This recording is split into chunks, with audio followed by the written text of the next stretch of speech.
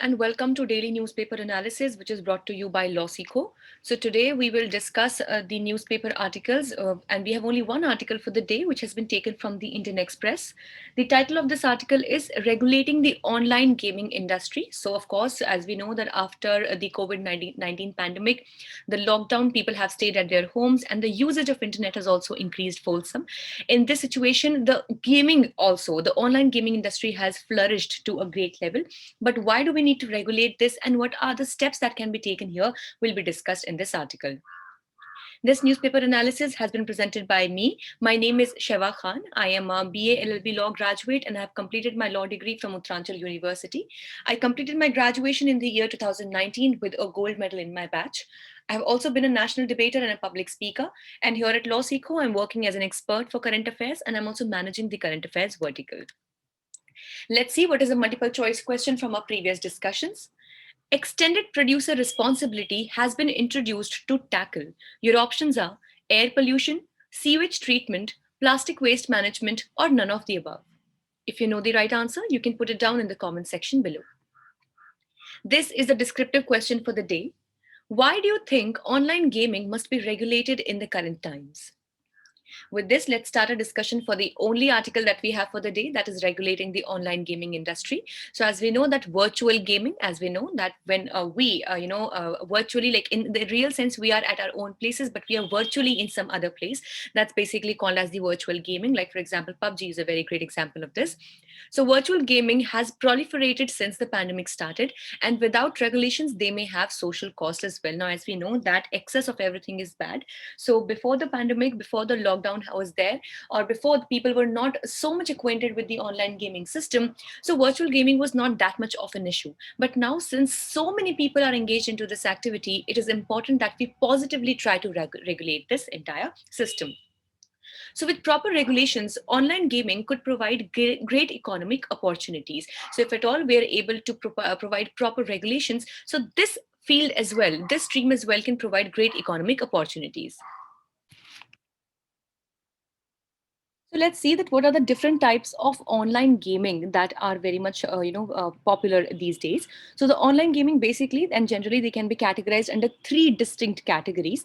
The first one is of the esports, second is of the fantasy sports, and third is the online casual games. So under the category of esports, we have console games like of earlier 1990s, like which are now played competitively by professional gamers. Like for example, we have the football, we have cricket of that sort.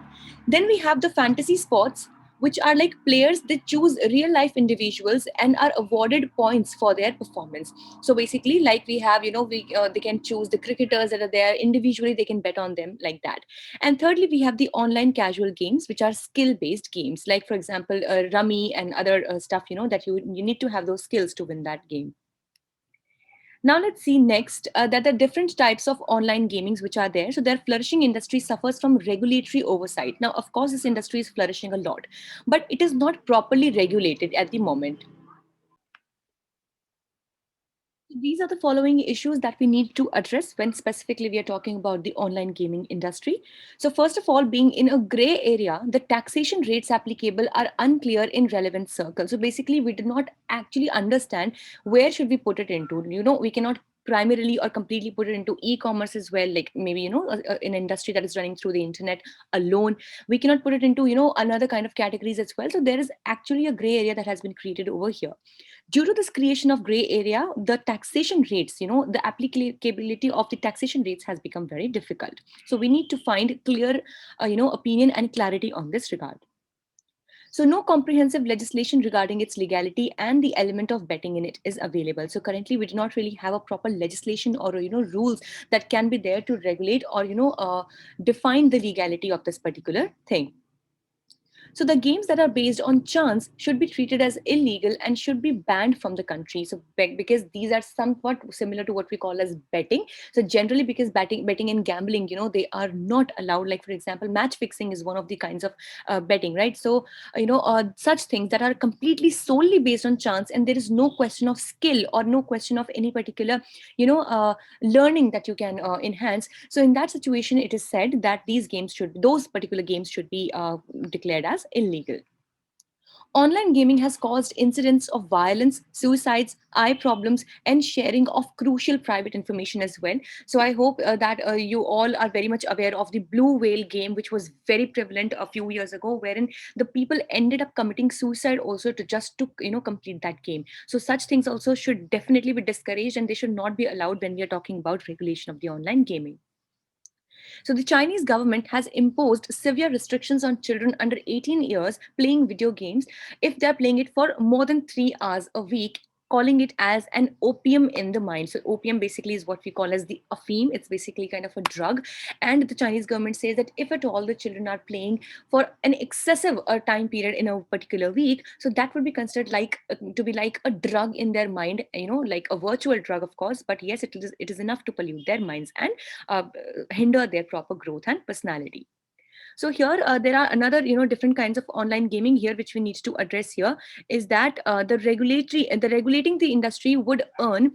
So basically these are the economic prospects that we need to see over here.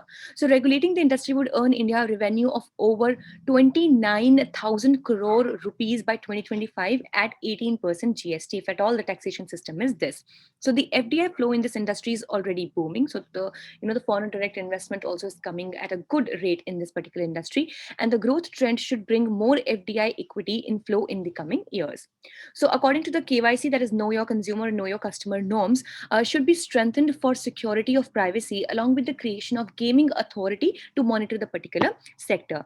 And in game purchases will also have to be controlled by making permission of adult compulsory, so that the children themselves are not just purchasing, maybe using their parents accounts or something like that. So definitely we need to do all these regulations.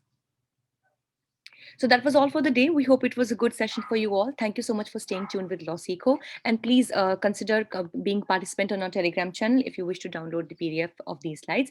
The link is there in the description box below. Thank you.